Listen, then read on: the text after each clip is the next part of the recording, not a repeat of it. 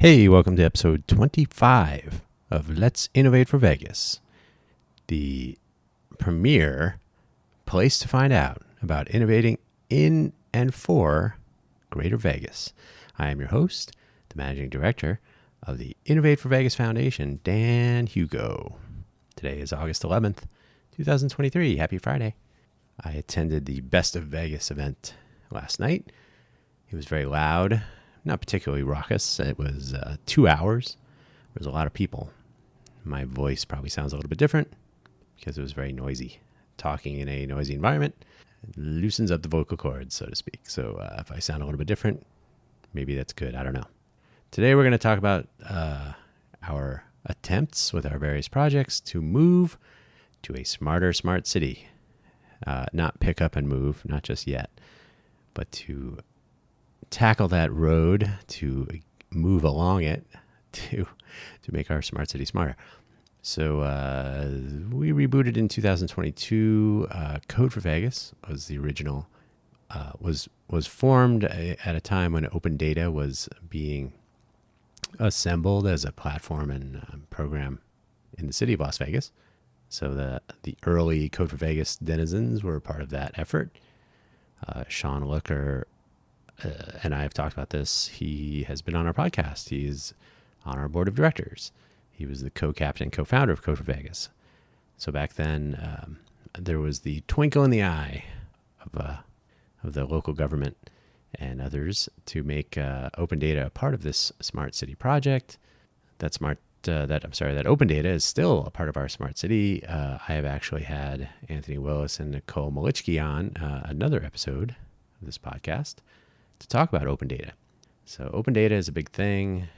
It continues to exist. It is the least best marketed aspect of our smart city effort, in my opinion. Between that and the 1,500 cameras that have been installed in downtown Vegas to monitor every aspect of every movement and vehicle. But I digress. Not a lot of people know about this, or in general, the smart city efforts going on. I'll leave that marketing to City of Las Vegas, Clark County, other cities, Henderson, Boulder City, etc. And North Las Vegas. We can look at making our smarter smart city. And that was basically the underlying thesis, I guess, of, it's not our purpose statement, but it was one of the things that made it make sense to reboot Code for Vegas and eventually rename to Innovate for Vegas, which we are doing. So you'll hear me saying that all the time. I barely refer to Code for Vegas other than for these historical references. But our goal was to make our smart city smarter, our virtual Vegas capstone, and so on, which I will get to through this episode. Another solo episode, yes. In the future, we will have, I think I have about 2 guests booked up for the next month. So the next 4 episodes or so. And we'll see if we can get a couple more. And do note, if you find this podcast via LinkedIn, I will continue to post them there, but I myself have been using LinkedIn for 20 years and I do not care for it.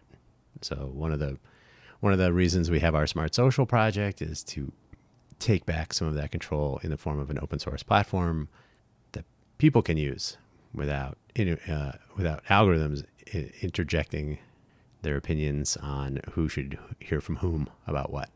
So let's talk about onward to a smarter smart city. So I mentioned our reboot. What is a smart city?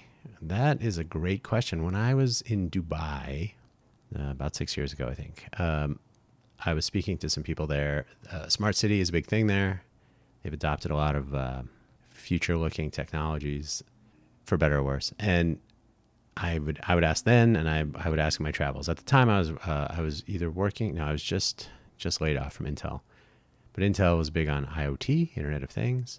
So smart city tends to mention IoT a lot. So there's IoT and sensors and data, cameras, maps, digital twin comes up a lot. So what is a smart city? And I would always ask, after someone listed these various items, I would say, what about, are you missing anything? No, that's about it. I said, what about the people? Oh, yeah. Well, yeah, of course. Well, no, it's not always of course. When you don't think about the people in your smart city, you tend to leave them out. If you would like an example of that, look at Toronto when Sidewalk Labs, a Google company, when Sidewalk Labs decided to make Toronto a smart city without really asking. That didn't go so well. So more community involvement in a smart city project is essential.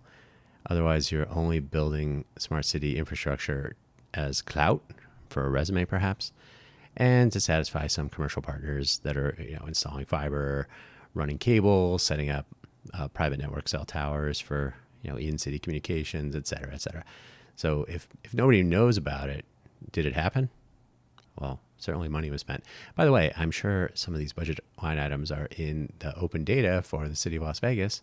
They do publish that stuff for you to see. Did you know that? Probably not.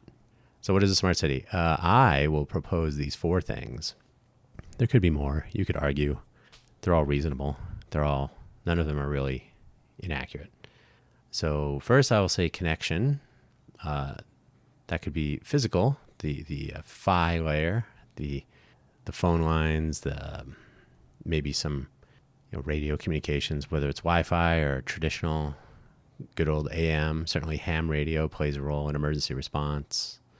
There's FirstNet for first responders. That's essential as well. So hopefully we've implemented FirstNet in Greater Vegas.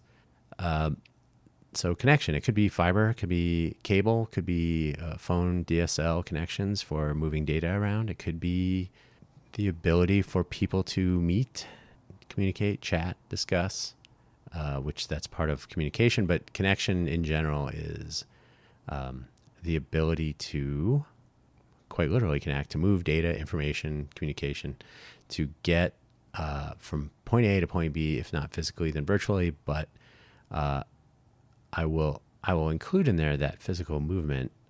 Connection also includes the ability to get physically from point A to point B. Public transit, roadways, cars, trucks, trains, light rail. I guess we could include electric cars driving in narrow tunnels underground, if you want to count that. Flying vehicles, spaceships. The ability to move around is part of connection. That's how we connect sometimes, is going from one place to another. So smart cities should enable these things in reasonable ways so that you can actually get to work and get information about a new job. Connection, right? So all these things make a smart city, the ability to communicate within and externally via these connections. Communication is the next one I have on my list. How do I find out what's going on here? So a robust news infrastructure, whether it's actual news reporting or whether it's alerts and notifications about crises or anything from traffic to active shooter, crime stats, which are also published as a form of open data on a nice platform. We'll get into this more in a follow-up podcast episode about open data.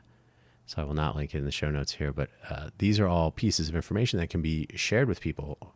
So you have a pretty good, and I won't say completely unfiltered, but it won't be journalistic reporting. It'll be the data. So if you want to know about crime in your neighborhood, you can look up incident reports, and they're all published. So you can actually see them. It won't be summaries. It won't be sensational headlines. It won't be I heard about or somebody told me on Nextdoor, awful website. You can actually get incident reports from LVMPD when they file them.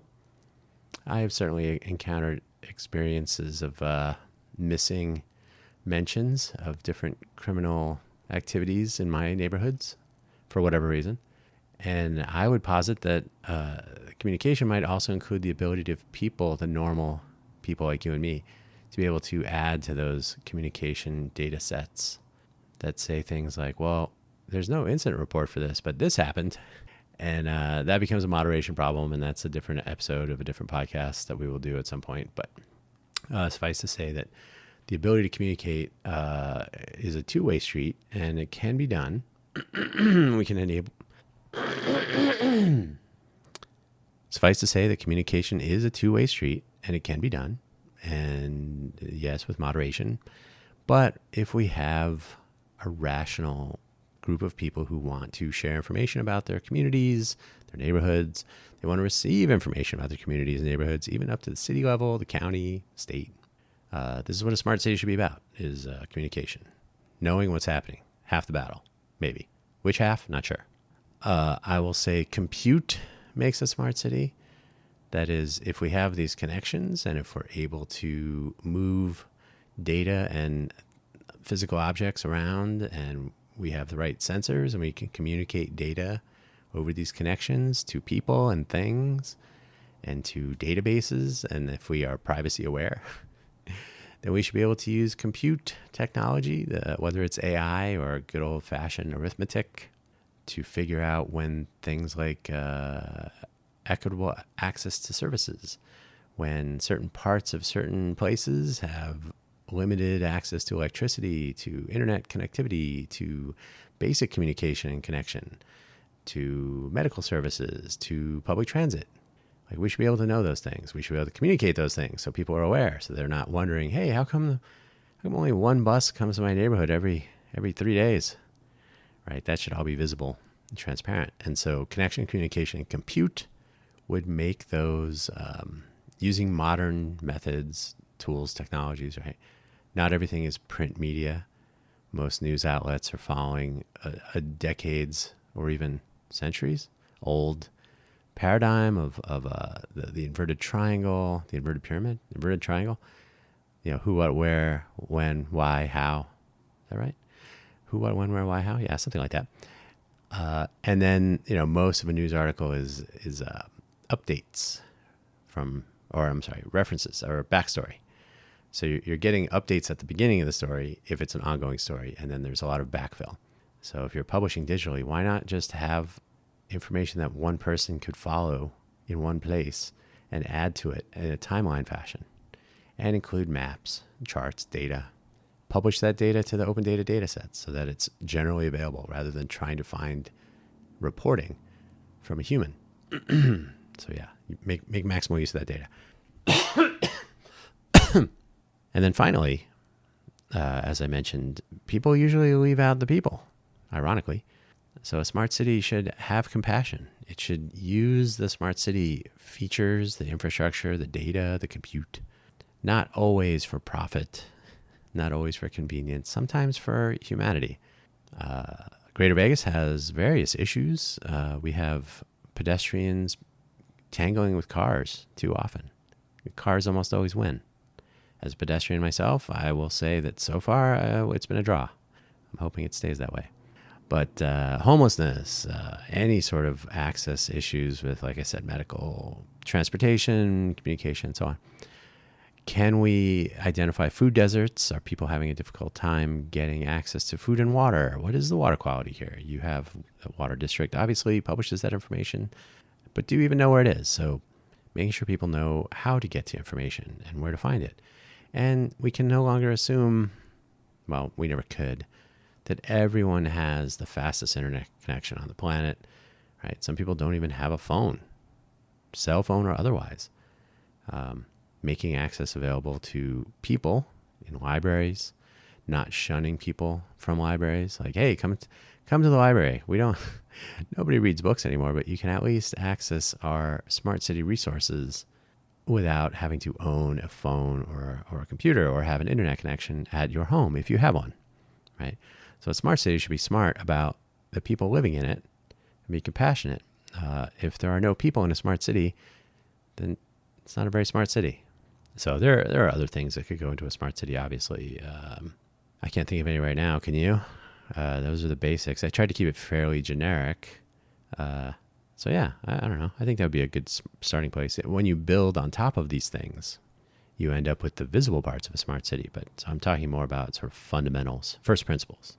The compute is not even is a newer feature. It's more modern. Connection and communication should be a part of any smart city, going all the way back to I don't know, Adam and Eve, or what is the pre-Dennis man, I guess. So yeah, those are low hanging fruit to me. So how do we make a smarter smart city though? So what does it mean to be smarter?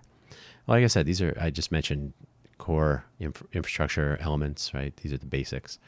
And oftentimes, and if you read if you read the future Smart City Forward document, City of Las Vegas published in 2018, you will see a bevy of checkbox projects that are interesting, but they're minimally viable. They're proof of concept. I always use the Go Vegas example. If you go to your favorite app store for your favorite mobile device, so that means you have to have a mobile device, and it's one of the two. So if you're running Linux or Windows on your mobile device, as I think we all should in the case of Linux, then too bad. So maybe make them web-based instead of native applications. But anyway, so if you go to either of your two main app stores, you'll find Go Vegas. And it is an application that checked a box in this report. It said, an application to interface with Smart City. Sure. So Go Vegas, you can see a not so great version of a transit map with live updates. You can communicate with inmates in our local correctional facilities. You can do something with government offices, like communicate or contact, or get some sort of directory. There's a few things like that, but it falls well short of what I would say is a smart city application. It's a little tiny bit more than bare minimum to check a box. And if you look at the stats, not too many people are using it. And I've even had this conversation with people at the city. I won't name them, but they agree it's not a great tool. So a smart city should have a human interface so that people can actually see information. They can find what's going on. They know who to talk to, where things are happening. Google Maps has been around for a couple decades now. I think I first started using Google Maps in the early 2000s. In fact, I remember MapQuest is doing some interesting things. Oh, and then Google has this thing here. When Google Maps was young, and they included bbox support and KML file downloads with KML network support, you could build an entire map application and not have to publish anything. You would just give Google Maps KML files, keyhole markup language. So in Googlebot Keyhole, it was kind of world changing, and Google Earth still has some of those features. They removed most of that from Google Maps, unfortunately. Unfortunately. It's too bad because everybody had Google Maps on their phone. So you could build mapping location-based services and not have to worry about developing an application for a map. You just say, hey, click on this link.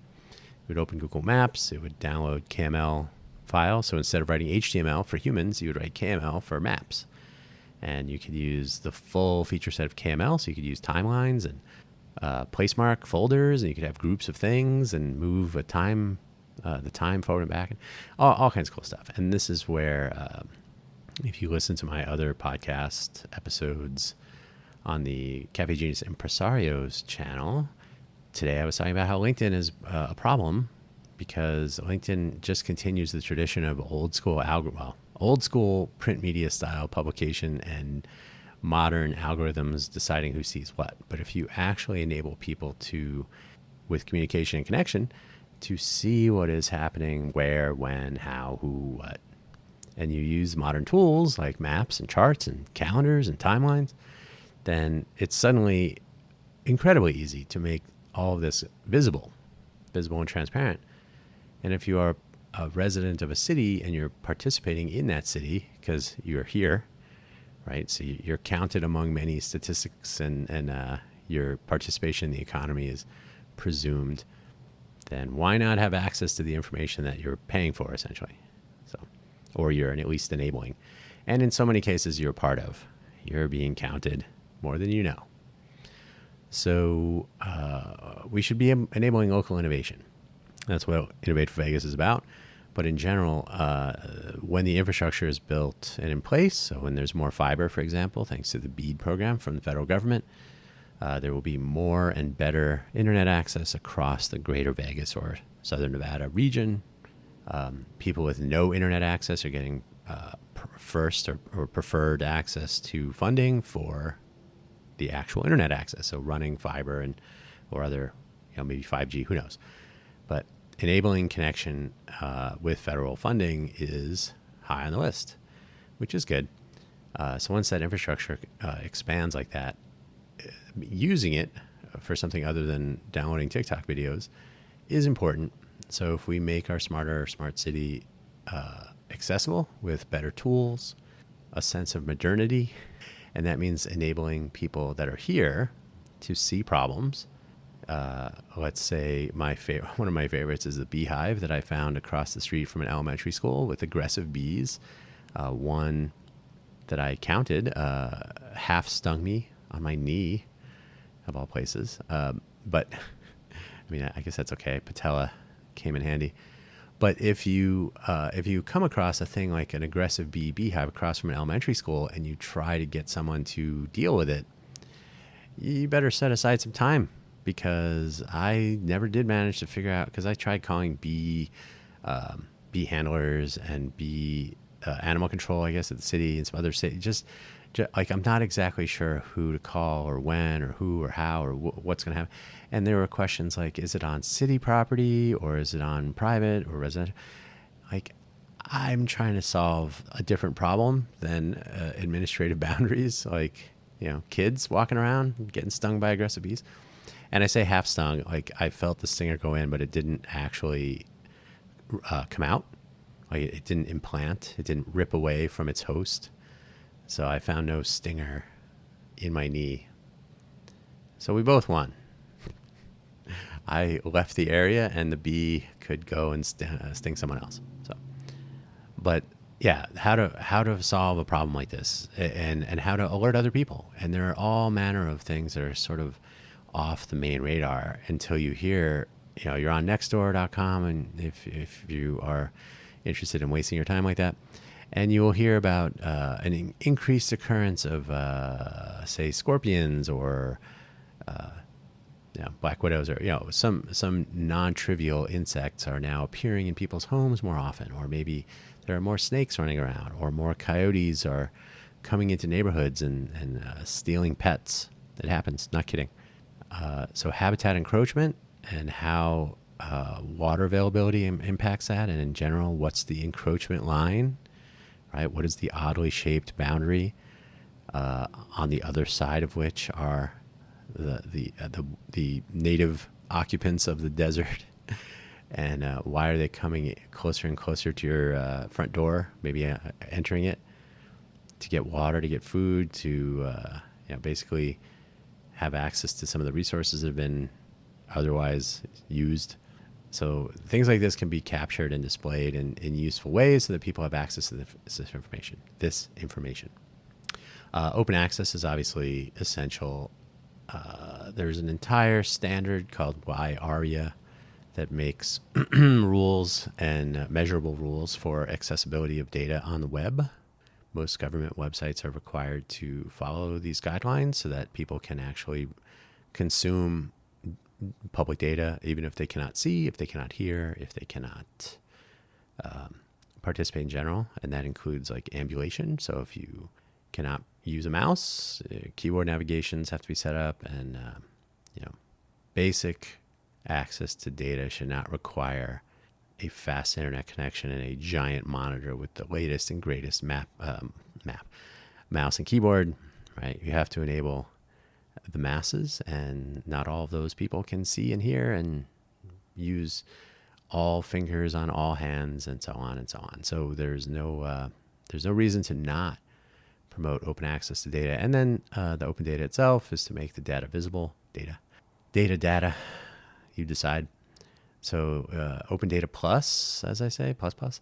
So we should be able to capture and add to the open data datasets or public data. There's a slight difference, which is not worth getting into here, but basically data that people can use and reuse and have access to, so they just know. And the data sets for the city now are focused more downtown in some cases, so they can be expanded to cover more of the greater Vegas area. Some of them are more Vegas-centric, because, hey, City of Las Vegas is footing the bill. But from a utilitarian standpoint, it does make sense to keep track of certain things regardless of administrative boundaries. And so hopefully we can at some point enable all of that on a two-way street again. So if we have a platform that you can access data, we should also enable the capturing of data. We happen to have an open data capture platform project in our portfolio of projects. All we need is people to work on them. But I digress. And as well, a smarter smart city should be responsive and effective. And what that means in the case of the Go Vegas app, for example, that application is horrible. It's awful. That's why a couple of thousand people have downloaded it over the last 10 years that it's been available. Hey, it was in the 2018 report. That's not 10 years ago. I know. It was apparently an ongoing effort, though. So really, if I wasn't in the room, obviously, but I have to think that someone said, oh, we have this Go Vegas thing that kind of junk, but we can put it on the list. So it's not a great tool, but it does exist. But really, a smarter smart city should be responsive and effective in the way it does things, whether it's adjusting bus routes, adjusting transit, being better at communicating construction detours here in Las Vegas, where, I don't know if you've noticed, every once in a while, it's rare, but every once in a while, road construction will throw a spanner in the works. Getting to school, to work, to home can be no fun. Don't get me started on public transit route change announcements. They kind of pulled it off for the most recent one in July, but wow, was it horrible in January, I think it was January 27th, 28th of 2023. Oh, what a mess. Oh, horrible. And then the bus routes have to change with construction, of course, and so communicating individual stops. There's an entire standard interface called GTFS that could be used much more effectively. Everybody pats their backs, pats each other's and their own backs, like a pat on the back, and about how, GTFS is great, it's wonderful, and we're so cool, and we're getting more government funding for a Charleston Express route. But, buses don't show up, schedules are not updated, active versus detour bus stops are not kept current. And these are minor things if you don't take the bus, like, whatever, bus stop. But a smarter smart city needs to realize that people get around to go to work, school, home, hospitals, visit events, conduct commerce. Sometimes they use public transit, and that transit should show up. If it takes, I will tell you from my personal experience, it takes, unless you're going on an express route to downtown from where I actually live, getting to most places in Las Vegas takes 2 hours in each direction, no matter what. Yes, I'm laughing. It's comical. There's a 15-minute city concept, which is controversial for some reason. But a smarter smart city should be responsive and effective and realize that, it's taking forever, literally 2 hours each way. And for me to get to the Strip takes about an hour, so that's unheard of. It takes an hour, but at the same time, it takes, I will tell you anecdotally, I was at one of the main stops. So up here in Centennial Hills where I live, there's the Montecito Transit Center. There are 2 routes that pass through there. The Centennial Hills Express, CX, north and south, and the 106, A and B, which are essentially the same at that point, and north and south. So 106, CX. And there was a couple from Sweden. I don't know how they found themselves at Centennial Hills. They're from Sweden, sitting, waiting. And they said, hey, is it true the bus only comes every hour? They were waiting for the CX, and that is true. And I said, yeah. And they said, wow, in Sweden, we know when the tourists are visiting because they are running for the bus. And we say, there's another in 7 minutes. You don't have to worry. And that would be nice. Here's a thought experiment, which we could test with the right amount of data, which means listening to people and thinking about continuous improvement. What if we asked people who don't even take the bus, just ask people, where do you live approximately? Where do you need to go approximately? How often? Sometimes it will be from home to work, from home to school. Maybe it will be an occasional visit from work to hospital to visit a relative, or maybe maybe you're getting your medications, or maybe you're getting some therapy or physical therapy, or it could be anything. But I have frequent trips I need to make, and when they take 2 hours in each direction, sometimes that's a 4-hour chunk of a day. That has some substantial impact on quality of life. Substantial. So what if we actually had some data in place that we could say, oh, our bus routes right now are ridiculous. And they might say at RTC, well, we survey our ridership every 10 years. And after your response could be whatever it is. And then you could say, well, we could survey people all the time, every 10 seconds if you really want to. It'd be annoying. But our smarter smart city should be actually listening to people and enabling them to have an impact on decision making, on things like bus routes, on things like construction, on things like where do we need to put different services and so on. There's all matter. There's a C-Click Fix. Yeah. C-Click Fix is a third-party service that Clark County uses and the city of Las Vegas alleged to be pondering a deployment of, which is essentially a public issue reporting system, because there actually already is one that nobody uses for city of Las Vegas. So take a picture with your cell phone, file a report, and you get to see that if it's fixed, right? Okay. Well, anybody who develops software and has ever used a bug database knows that if you look at C-Click Fix, you're like, okay, well, that's going to be a small, there's a problem with duplicates or finding issues that you are not already aware of. So like, hey, are there issues around my neighborhood? I have some ideas for fixing things like accessibility and unsafe, not only intersections, but just unsafe pedestrian regions. If people are almost hit by a car every couple of days in a grid square, but nobody is actually hit by a car, then that doesn't really get quite as much attention as when someone is hit by a car. And that's once, right? So, but if like I said, if people are almost hit by cars that frequently, then maybe it's worth looking at that before somebody gets hit by a car. So identifying unsafe intersections and other pedestrian rights of way, I guess, or even where pedestrians are not. Maybe they're not supposed to be there, but it should be, we can identify these areas without having to wait for actual injury or death to examine them. So capturing that kind of data, capturing even parking lot data, there's just all manner of things that we can actually work as a population to capture in a visible way. So C-Click Fix doesn't necessarily do that. They're a commercial company. They want data. They probably charge per issue or something, who knows. They're not going to say, oh, let's make it easier for people to find a duplicate issue so they don't file another, maybe they're paid when somebody files one. Oh yeah, file all the duplicates you want. And I'm totally guessing there. So I don't know if that's true, but we can actually make data more visible so that people are aware of what's happening. Oh my goodness. I hope we don't have another public health crisis with various statistics pointing to a resurgence.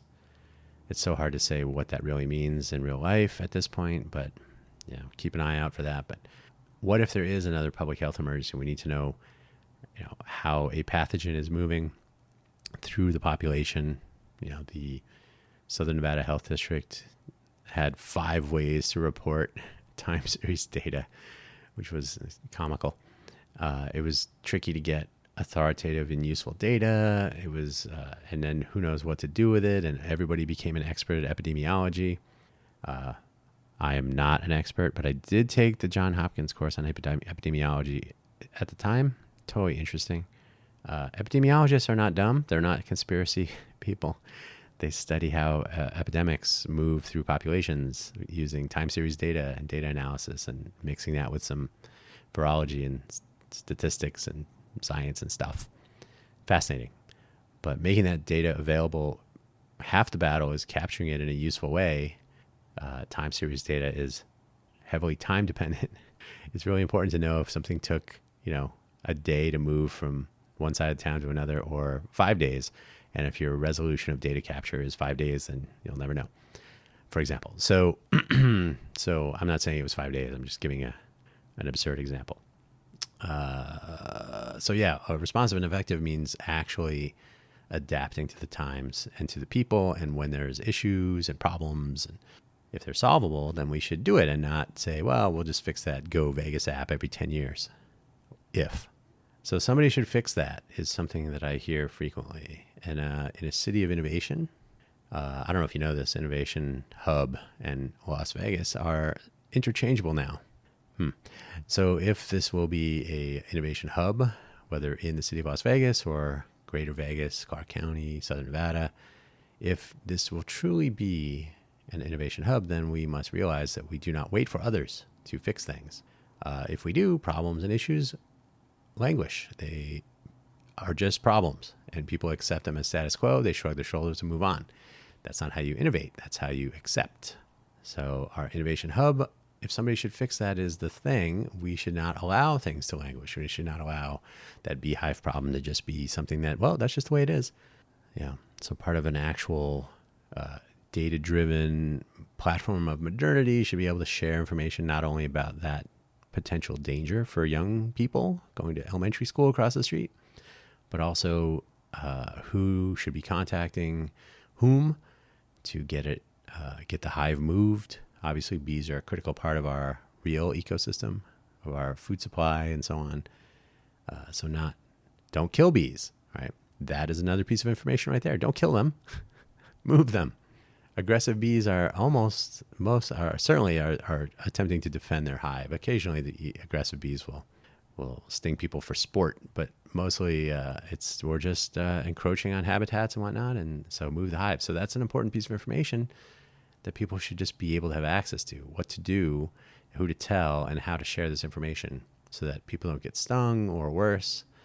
Hey, imagine a kid is going to get stung. He or she is running from a bee. They run out into the street, get hit by a car. Horrible, possible. We can't have checkbox projects, right? Smart city does not mean, we can just use Facebook and Slack, right? That makes us a smart city. No, those are horrible commercial platforms, and they're. I don't know if you've used Slack. It's horrible. It's the worst platform on the planet. Discord is not much better, and unfortunately, we do have the Innovate for Vegas Discord server. Nobody ever uses it. I'm probably okay with that, but they're not checkboxes, so we cannot just say, okay, we're done, move on to the next thing, and never update, change, fix. So really interacting with city. And because in a smart city, or even in any city, if you're working on a thing, on addressing a problem, closing a gap, making life a little bit better for some or all of the population, you have access to that population. You can get up from wherever you're doing. And by the way, this doesn't always have to be software. It could be literally translating things so they make sense in other languages, for example. There's a huge set of things that are not typing on a keyboard, writing horrible JavaScript or Flutter code. So they're not checkboxes. We can actually talk to people. Instead of checking a box, we can actually talk to the humans that are using our stuff, right? We can say, hey, does this really work? And they might say, no, it does not. And I've heard those. People say that about the transit app, for example, because public transit is my least favorite thing. I can't see the app. I don't have eyesight the data is always wrong. The bus shows up and it's not on there. There's a myriad of issues. And if you talk to your users, I have this thing I always say, if you think you're good at something, it doesn't have to be code. If you think you're good at anything, then do the thing, whatever it is, and offer it to someone and sit with them, and they will tell you what's wrong, what you did incorrectly. It could be a food item. It could be a beverage. I've known craft bartenders who will make a drink in front of someone and then ask them what they think of it and get actual feedback because, hey, they're right there. Why not? So if you're surrounded by your user population, I was going to say users, but population of users, and it could be at a restaurant. It's the people eating your new menu item. You can ask them what they think, right? Don't look at Yelp. Look at their faces and ask them. If you're writing a new app for public transit, ride the bus. Talk to people on the bus. Talk to people at the bus stops. Talk to the drivers. Find out what they think. So our smarter smart city needs to be more engaged with the people in it and find out how we can actually be smarter. So, and nothing's ever really done, by the way. So I think I said that already, but all of these projects should not be checked in, checked box, and then check out. Like everything should be up for improvement and for adaptation to new challenges, new technologies. Sprinkling some AI on everything is like magic, right? It just happens and it's done. But that's from a document summary standpoint, the ability for large language models to summarize data in a usable way and to possibly translate that into other languages means that entire swaths of information about the greater Vegas area could be useful for people visiting here who do not speak English or Spanish. Countless times I've seen tourists, and I try to help because it's my nature. Tourists who do not speak English or who are just not aware, even if they do speak English, just not aware of the lay of the land of the greater Vegas area. And so if they look quizzically at their phone, maybe they even ask like, "Hey, do you know where you try to help because that's what we're supposed to do, right?" And if Chat GPT or a Llama or any of a myriad of open source and closed source AI tools can at least make some information available in other languages and possibly in user queryable ways, so that someone could be using their device, their mobile phone or whatever. Or if they don't have a phone, if you don't have a phone and you're able to access resources at a library, you may say like, "Hey, how do I get this benefit program?" Or how do I, like instead of having to know where to look or what incantations to utter, I guess. How do I do this? Who do I even talk to? Well, if that information is available in ways that people can at least get started and know which things they need to ask about or pursue, that seems like a win. That's what a smart city should be doing, not focus entirely on commerce and upending an economy. Maybe just making what we have a little bit better would be smarter. So yeah, nothing's ever really done. So always be willing to adapt, improve, and at the very least make easier anything we work on. And that's something we want to do with Innovate for Vegas. Why not just do it because it's the right thing, right? And by volunteering time and for working for free, you really do have to have something in you that says, "Oh, you know what? Actually, I just want to do this because someone I know or care about, or me, maybe even I ride the bus. Maybe I need access to the medical programs. Maybe I'm wondering what to do with that beehive. Maybe someone I know is impacted by road construction and they don't even know how it's going to change the bus routes or how to drive in their own car." There's just so many cases where having information that is readily available would make a difference if only that data that becomes the information is useful and presented usefully to normal everyday people just trying to get through. They're not going to spend time researching or how to craft the perfect prompt to whatever the GPT platform du jour is. So yeah, being responsive to actual human beings is something, and it's something that I've been stressing here for our Innovate for Vegas participants, which are at this point essentially zero locally, is that you have access not only to the people that live in your neighborhoods and communities and who you encounter every day, and you can add real things to for younger, junior level, anything. You can add real things to your resume, to your curriculum vitae. About projects that make a real difference. And those projects don't have to be coding. They can be language translation. They could be testing. They could be actually talking to people and helping to work on what the next features should be in a particular project. Or, the list goes on and on. It's not everything is code. Thank goodness.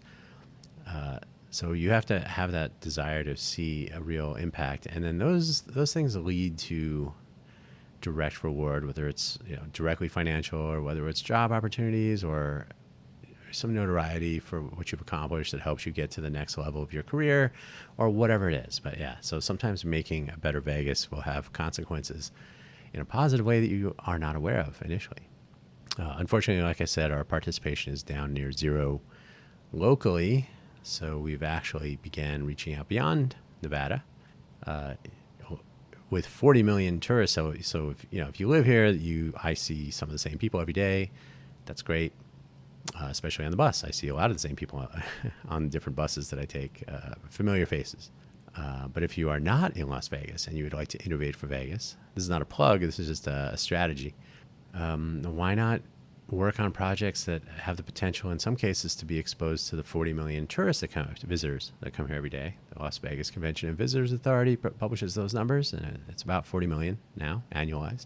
So if we build things that are responsive and adaptive and effective and actually useful for people visiting a city like this, those same ideas can be applied in other places And because of the cross section of people who come here from different places, we're not building for Vegas so much. Yeah, you're innovating for Vegas, but we're not basing it entirely on the Vegas population. Sometimes it's people from other countries, other parts of the world that are completely different, or maybe it's from people from within the United States, but their neighborhoods are completely different. So it could be anything. So a smarter smart city could be coming to you. You need not travel to it. But what if we do it in open source and responsive ways so that we can actually build things that make a difference rather than making a check mark? So there you go. That's our virtual Vegas capstone. Is essentially not for academics will say, oh, well, that's not really a capstone. Well, what it is intended to be is the thing that bridges all of the projects we have into a functional system where you can interact with virtual Vegas, a digital twin, if you will, to build applications, to gather data. So it's not a gaming platform. Some people think virtual Vegas, oh, I can build. You could, I guess, with the right imagery. There are people here working on that too. But just the general notion of integrating in the open data sets as a two-way platform to capture more data, to be responsive to people using the platforms in different ways, to always be innovative, to not accept the status quo when it is fixable. So virtual Vegas is a way to make a smarter smart city, in my opinion. So the Capstone Project is completing that bridge, or the arch that holds all this up. So don't spend too much time on the name. Spend time thinking about how to collaborate, how to cooperate, how to make our smart city smarter. Make a better Las Vegas. Don't try to be another city. Try to be a better version of this city or region. Greater Vegas. I've been using that term too. It's double entendre. The Greater Vegas metropolitan area extends beyond the administrative boundaries of City of Las Vegas. As I always say, the Welcome to Las Vegas sign is not in Las Vegas, technically. But also make Vegas better than what it is today. Always leave it better than the way you found it. And that's what we're trying to do. So thank you so much for listening to our Let's Innovate for Vegas audio program. This has been episode 25. It's August 11th, Friday. Happy Friday. The hot summer is almost over. Time to get back to work, making our smart city smarter. And we're looking forward to the International Space Apps Challenge on October 7th and 8th. And hopefully we'll get some participation here locally. Although that too is a hybrid event. We're inviting people from outside of Nevada who would like to participate. That's just how we have to do things for now. So thank you for listening, and we'll talk to you next week.